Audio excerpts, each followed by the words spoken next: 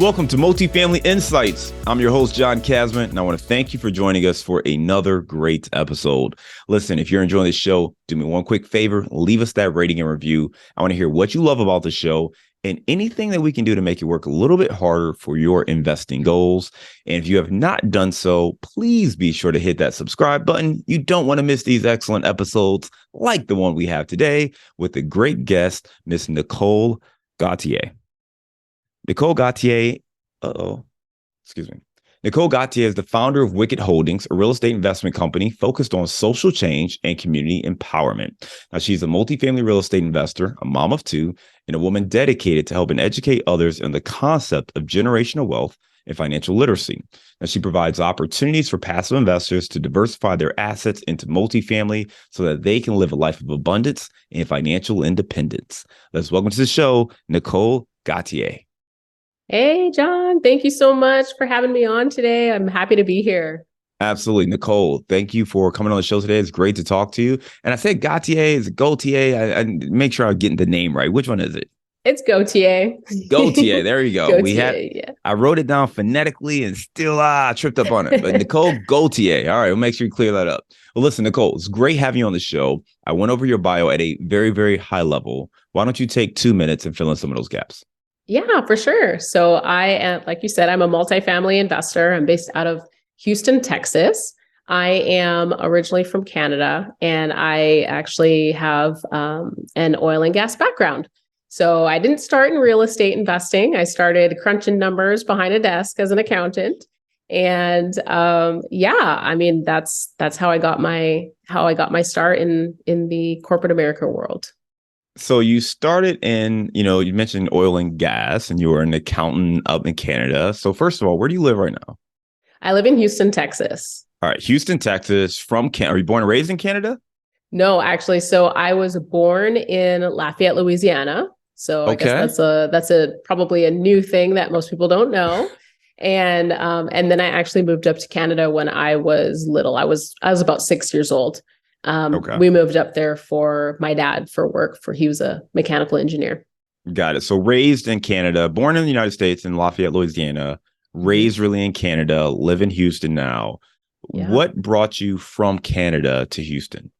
My husband had a job transfer, and the Canadian company that he was working for up north had bought out a U.S. division. And so they sent one of the Canadian boys, I guess you could say, to come down to the States to represent for their side. And that was my husband. So we moved out here.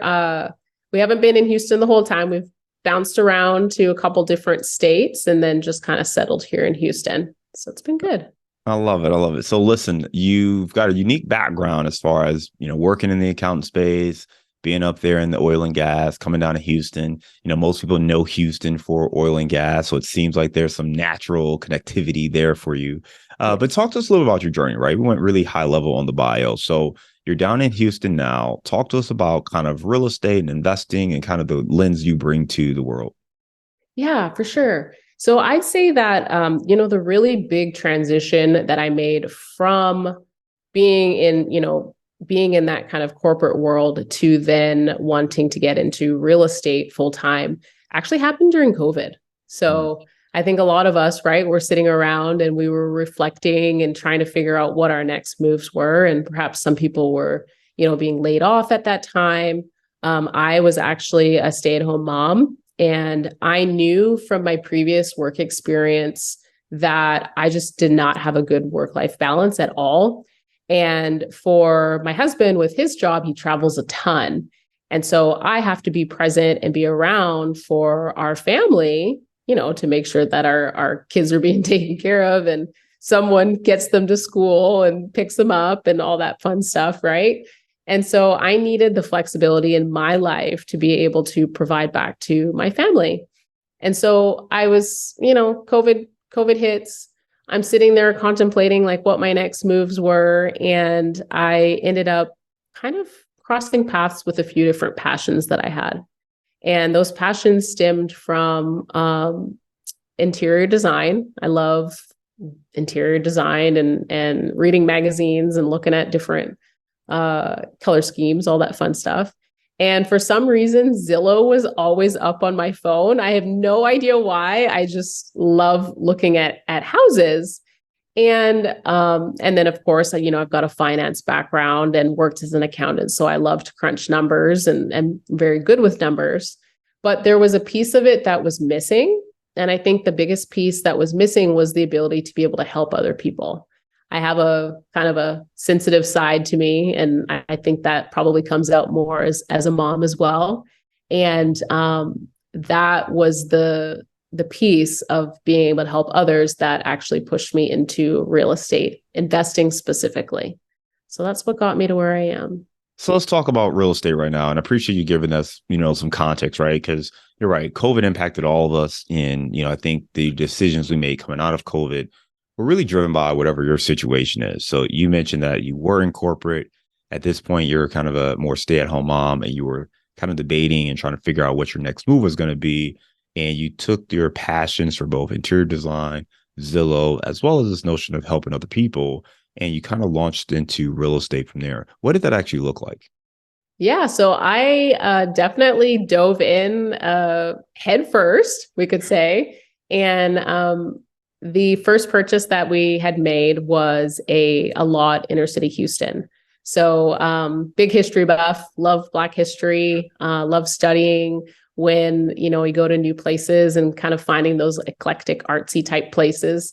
And I was researching Third Ward, which is a really cool spot in Houston and tons of very unique history. And I had seen that there was a lot of development and gentrification that was taking place in the area. And so I started to drive around. You're probably familiar with driving for dollars. Yep. So I started driving around for dollars in the area, and I had found what looked like an opportunity. And it was an empty lot close to one of the universities around the corner from a student housing complex that was it hadn't looked like it'd been updated in decades. And so I saw this as a future opportunity to potentially provide some student housing. And so we bought the lot cash. It's in the works. Hopefully that's kind of the goal is this upcoming year is to start a new development project on it. But yeah, I got started on that side and then quickly went into single family and worked on a big project there. And then that's when I also came across multifamily on the limited partner side. Yeah, I love a couple of things there, right? So you talked about driving for dollars. One, you said you did some research, being kind of a history buff and understanding what's going on. You realized that that area was very unique and very desirable and was kind of up and coming. So you looked there, you bought some land. And I think it's interesting because the land itself, and most people who are looking to invest in real estate, land is something that's a little more difficult to get into to start because it doesn't make you money right away. Right. So one, how did you evaluate it? Did you run numbers on there?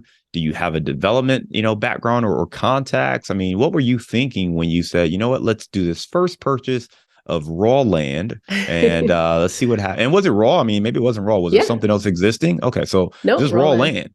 Okay. Mm-hmm. So walk me through kind of the thinking there. I get the history and kind of knowing that the area itself was improving, but to buy raw land and kind of wait to develop or wait to see what happens.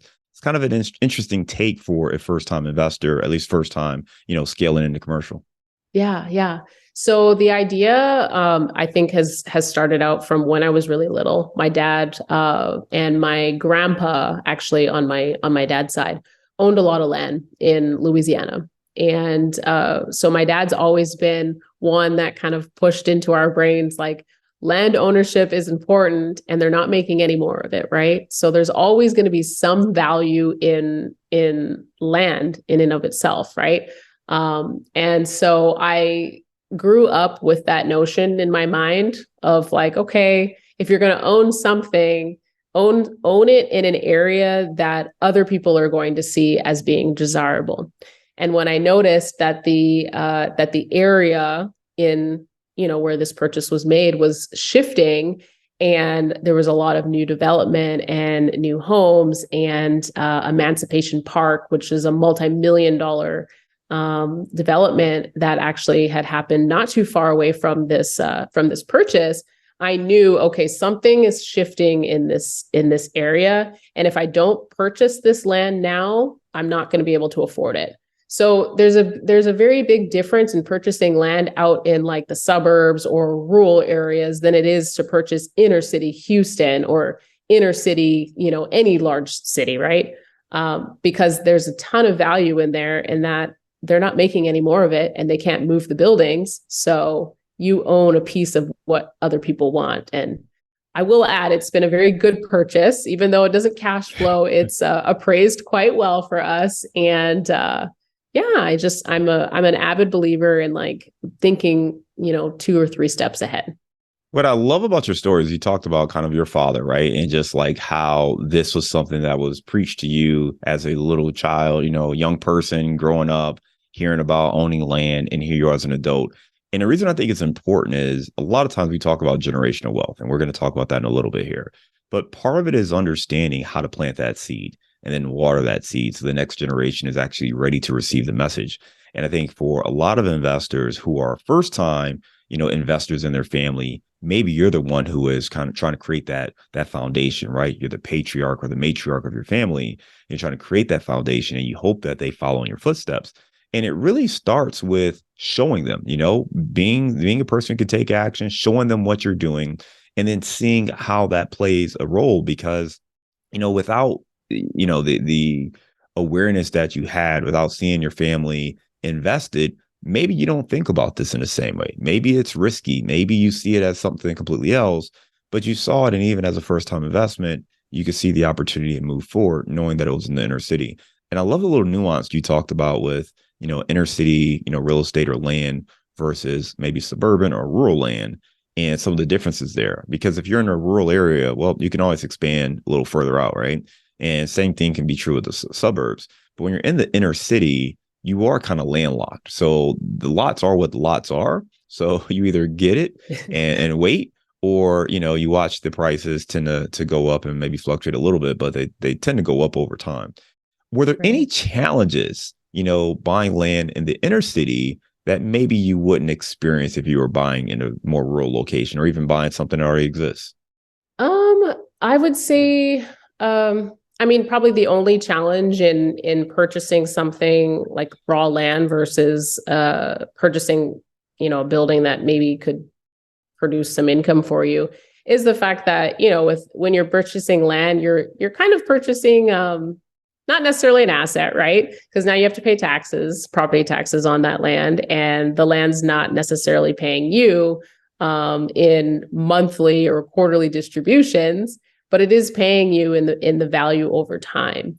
And so there wasn't any challenges with purchasing it. I'd say that was probably the easiest purchase that we made, because there was no like debt or anything on that. So it was a pretty solid closing for the most part.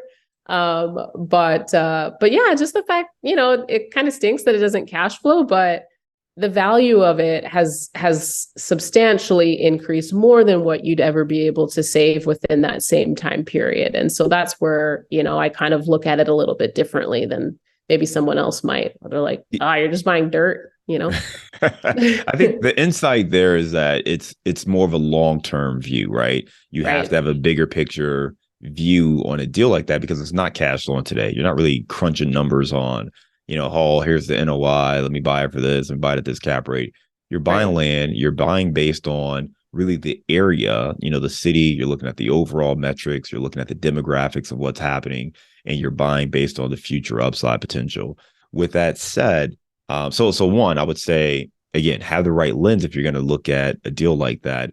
That also means you have to be somewhat patient and look for the big payoff. So for you, you have the land. I know you mentioned maybe looking to build student housing.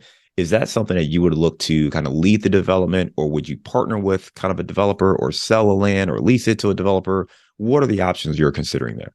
So I've been talking with like some of the smaller builders that are local to the area, and just kind of just getting some different ideas as to like what my kind of pricing per square foot would be if I was to do, say, student housing, and had it look like a 3-story townhome versus had it look like a duplex with a 3-2 on each side and renting them per bed.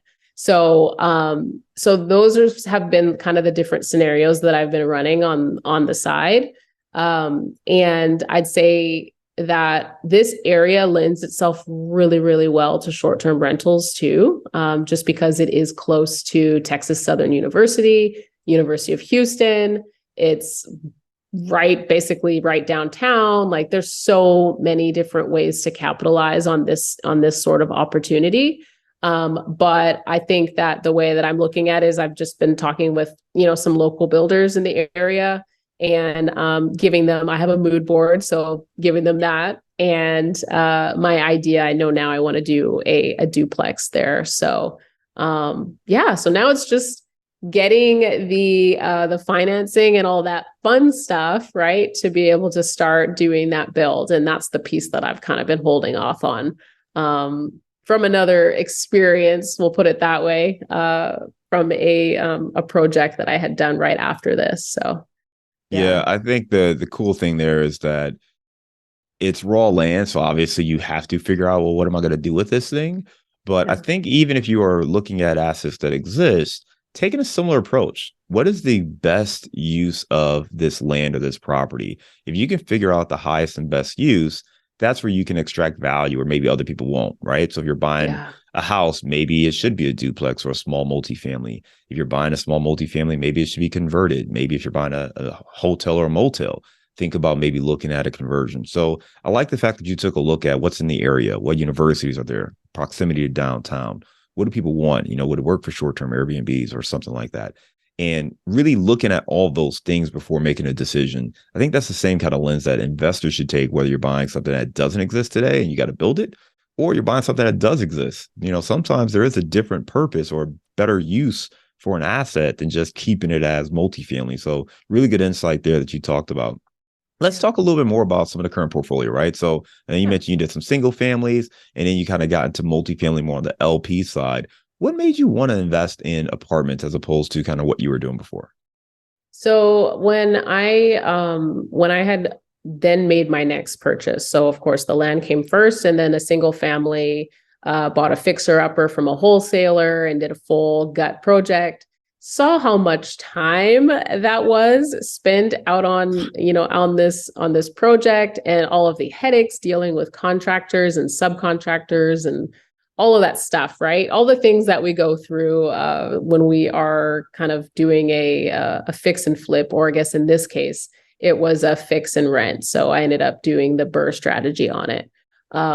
But it was during that time, and then also with so much competition in the Houston market for single families, like just completely being bid out of the water on almost everything, that it was like, oh, it doesn't even make sense for me to try to scale my portfolio in single family, because I wasn't focused on just, flipping or wholesaling. I was focused on wanting to buy and hold for that long-term generational wealth and to teach my kids. And there's a strategy behind it, right? And so that's what led me into researching, okay, well, if I can't scale, or it's difficult to scale right now in the single family space, what can I do? And so I started to research multifamily and started to find different operators out there on LinkedIn and other social media sites. And I started to immerse myself into that side of real estate, I guess you could say. And that's where I discovered multifamily syndications. And I thought, well, okay, if I'm limited in capital, I can go ahead and I can, LP on, a deal. And then eventually know, okay, if I'm going to scale my business into multifamily, then I want to be on the general partner side, on the GP side. So in order for me to best understand how to operate as a great GP and understand the needs of, my future investors, quote unquote LPs, I need to become an LP first so I can sit at both sides of the table and kind of get into that nitty gritty. So that's what I did first. I became an LP. I think that's a brilliant way to get going. And I tell people that all the time. If you really want to be on the active side as a general partner, you may want to start as a passive partner or an LP, because you get a chance to learn while you earn, right? You can sit at the table, you're still making money, you're still an investor in the deal. And then quite frankly, you get a chance to gain some experience. And think about it. If you've never done a large deal like this, And large could be anything from 20 units to 100 units, so however you want to define that. But if you've Right. never done a large deal, going to people and trying to raise money with zero experience doing that can be a challenge. It can be a challenge for you, your confidence. People are going to have some hesitations. But if you're out there and you're putting your money in these deals and you're now sharing the experience you had and you're inviting people to join you on these opportunities, that is an amazing way to start building your track record and start inviting people to be a part of what it is you believe in. And you're showing them that because you're doing it. And beyond that, you're actually going to be learning, right? You get a chance to actually see what's going on in those deals. Here's what they said in the beginning. Here's what I'm actually seeing. Are we hitting these rent bumps or are we not hitting these rent bumps? Like, why are we making certain decisions? You get a chance to understand a little bit more about what to expect. And that's going to inform you and make you a better operator or syndicator when it's time for you to be on the active side. So I just love the Yeah. fact that you recognize that and decided, you know what, I want to be a GP at some point. Why don't I start as being an LP? Talk to me more about kind of that transition for you, right? Starting as an LP and then making that transition to the active side. Yeah. Well, I think you hit the nail on the head there where you said, learning while you earn, right? There's a lot to be learned on both sides as an LP and a GP. And the only way to truly, I feel like the only way to truly get the best experience out of either side is by immersing yourself and really doing it, right? That's the best way that we learn.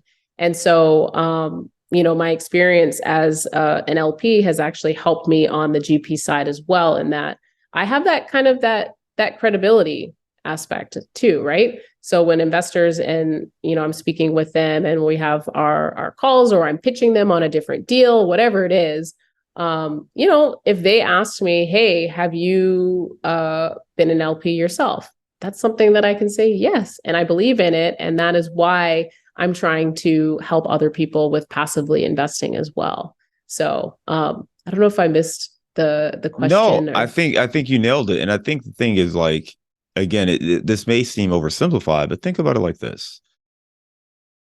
What you're going to be doing and when you're talking to people is you're essentially going to be letting them know that I've done what I'm asking you or inviting you to do, right? right, I've looked at an opportunity. I've put my trust or faith or confidence in someone else and I've invested passively. And by you doing that, it's going to make it easier for someone else to say, okay, great. Now I'm doing this with her and her team. And I think that's the other thing. I'm sure you're not doing all these deals all by yourself. You have people that you're working with, whether those are your employees or other folks that you have partnerships with. So it's not like you are the sole person running and operating every single decision on these deals. So it does help to partner with other people that you know, like, and trust as well. So that's just going to right, build your credibility. And we always talk about the three C's to attracting capital. First C is confidence, which comes from really the knowledge and education you go through. Second C is credibility, which you just hit on. And then the last C is the connections. So you've got to build those relationships with people. So I just love the fact that you, again, took your experience as an LP and then used that to gain more experience and grow as a general partner. Talk to me about yeah. the markets you're in now and what do you look for in a deal? Yeah. So the markets that we're in now, we focus heavily on like the Sunbelt states. So we've been, I'd say our last acquisitions have been out of North and South Carolina the most. Then we've got, let's see, we're closing on one in Boone, North Carolina. We had one in Statesboro, Georgia that closed about a month and a half ago. And then we've also got one out in Mobile, Alabama, and focusing on like the Charlotte area right now in North Carolina. So yeah, definitely Carolina focused. We'll put it that way.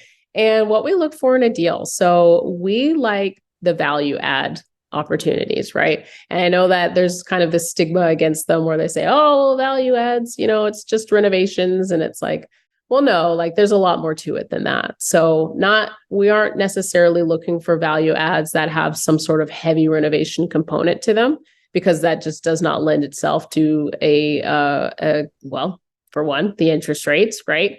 And lending right now has been just interesting. So a little bit more difficult.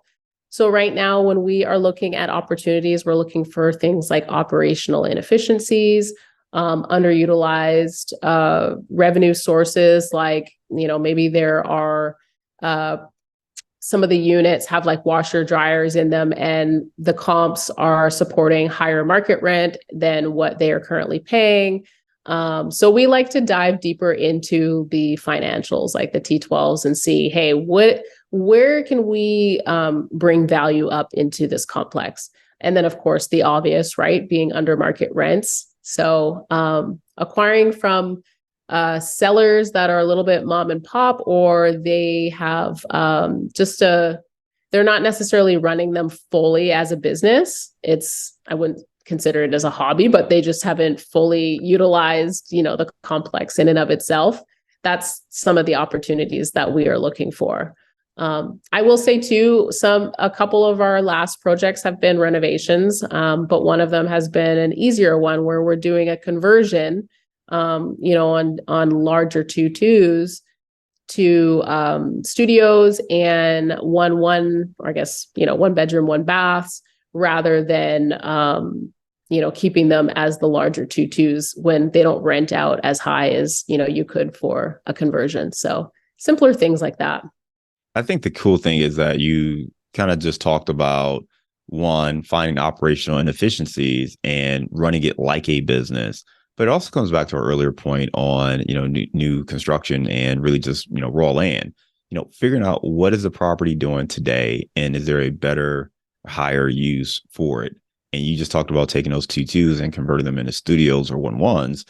And now you're getting more use out of that same space. And that's a great way to find value. And in fact, it's not really finding value, it's creating value.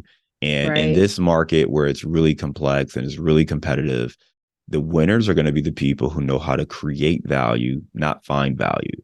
You can underwrite a deal and look at what the broker gives you.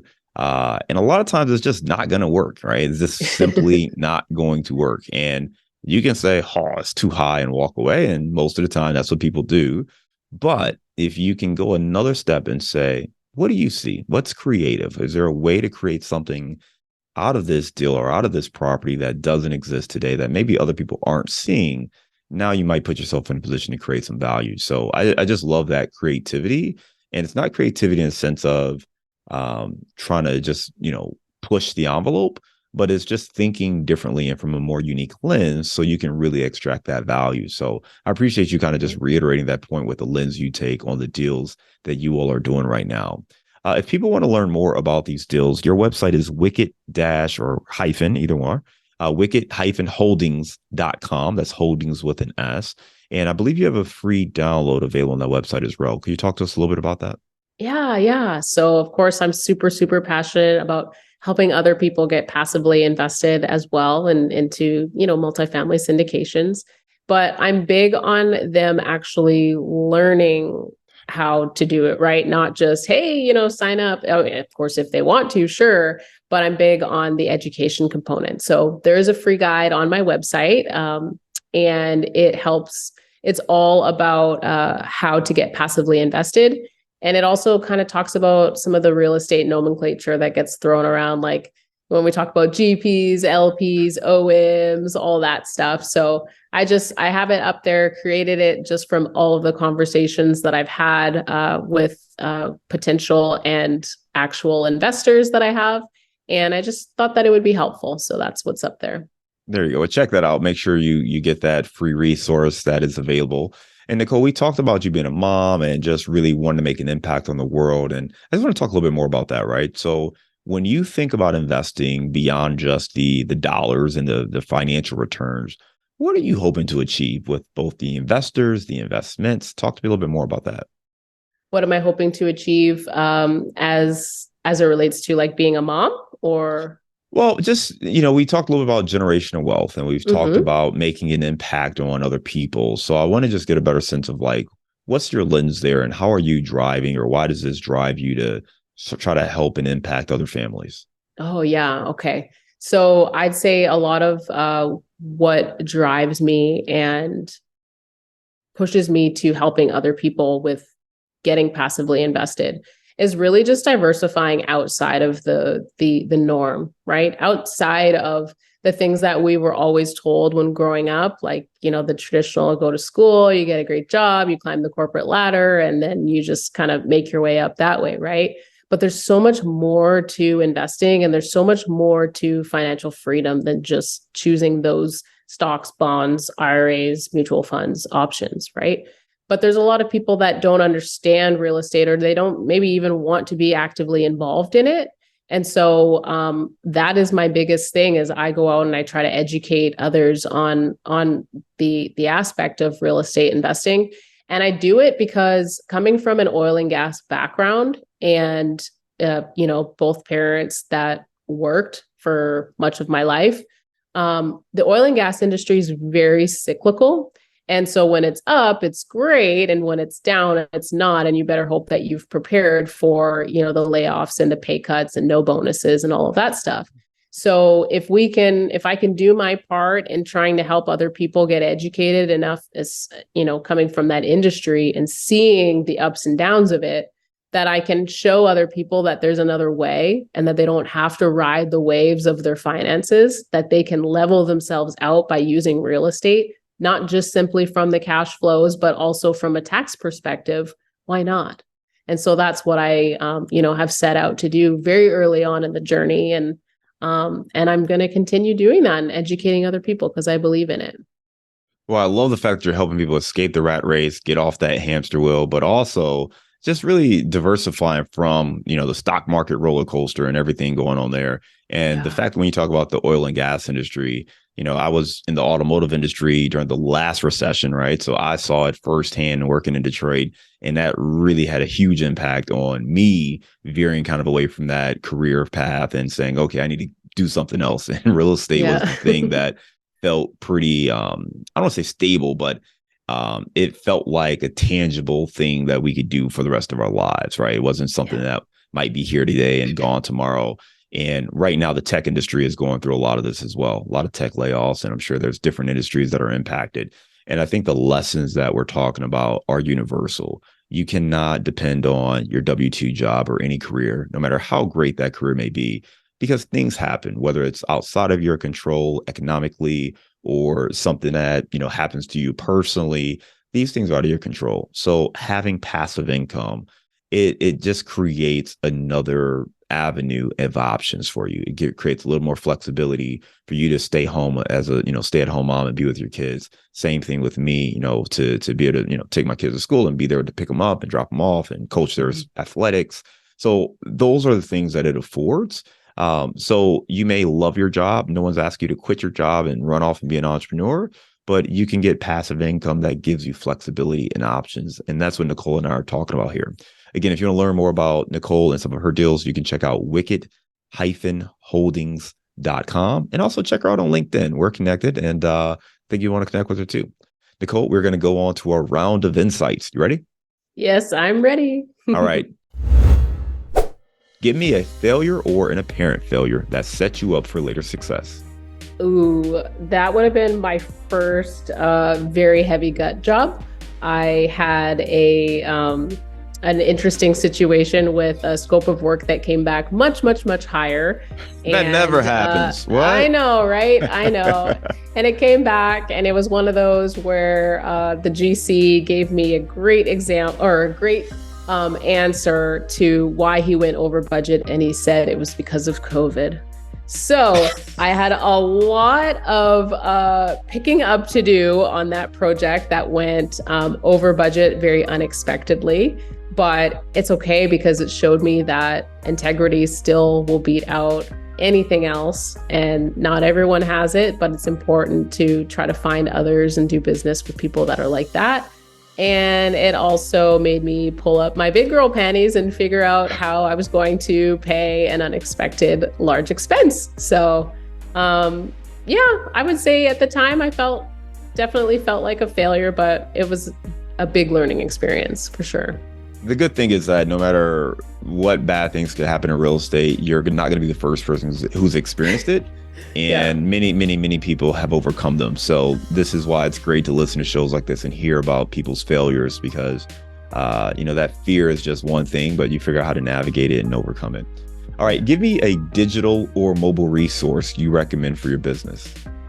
For my business, actually, you know what? I really like Calendly. I don't know if this is something that I can like put out there because it's not necessarily real estate related, but it's been really good for my business and trying to set up calls. Real estate is very heavy into relationships and connections, and trying to find a time that fits for everyone is very difficult to do. And so I like to send out my Calendly link because I think it's super helpful. There you go. Give me the book you've recommended or gifted the most in the last year. I like the book Who Not How. That's a really good one. And it's helped me with understanding that I don't have to wear multiple hats, that I can give some of those hats away to a better person that's suited for that job. So yes, that book, Who Not How, by Dan Sullivan. Give me a daily habit that helps you stay focused on your goals. Journaling. I do a lot of journaling and goal setting. So I like to review my goals, and then I journal about my day and like what I'm grateful for. And I try to do at least 3 wins per day. Give me your number one insight for multifamily investing. Number one insight for multifamily investing. I would say my number one insight would be multifamily is a team sport. It's not meant to go and do it alone at all. And I didn't understand that at the very beginning, but quickly learned. And yeah, so you need a team, you need people. All right, I love it. Listen, we're going to lighten the mood. You are in Houston. I know you're from Canada, or grew up in Canada, we should say. But I want to hear your favorite place to grab a bite to eat in Houston. My husband and I, we go to Uptown Sushi a lot. That has amazing sushi, and it's in a really cute little area that has a bunch of other cool spots too. So Uptown Sushi. All right, Uptown Sushi it is. I don't know when we're going back to Houston, but we have to make sure we get some of these great places on our list. Listen, Nicole, great conversation. I really appreciate you sharing a little bit more about your background, kind of how you bounced around from, Louisiana to Canada and down to Houston now, but also talking about your background and experiences in oil and gas and what led you into real estate, especially so you can have more flexibility to be, kind of a mom and spend the time doing the things you enjoy doing with people you enjoy being around. And talking about that land acquisition on that first deal, what got you into multifamily, and then some of those insights with how you kind of made that transition from the LP side to the GP side. And I think there's a lot of great lessons learned there from anybody who is trying to make that transition, particularly because you just want to have options. And that's my big takeaway is have options. You want to start investing passively so you can start to create that path to create the options for you and your family. And this journey all began really before you were born, right? Talking about that generational wealth. Wealth is one thing, but you got to plant those seeds. And, your family, your parents, dad, grandfather, they planted those seeds and made it a little bit easier for you to hit the ball running. So with that said, Nicole, I just want to thank you again for coming on the show. For all of our listeners, please connect with Nicole on LinkedIn. And you can also check out our website, wicked-holdings.com. Nicole, I want to thank you again. Hope you have a great day, and we look forward to staying in touch. Awesome. Thank you so much, John. I appreciate having me on the show.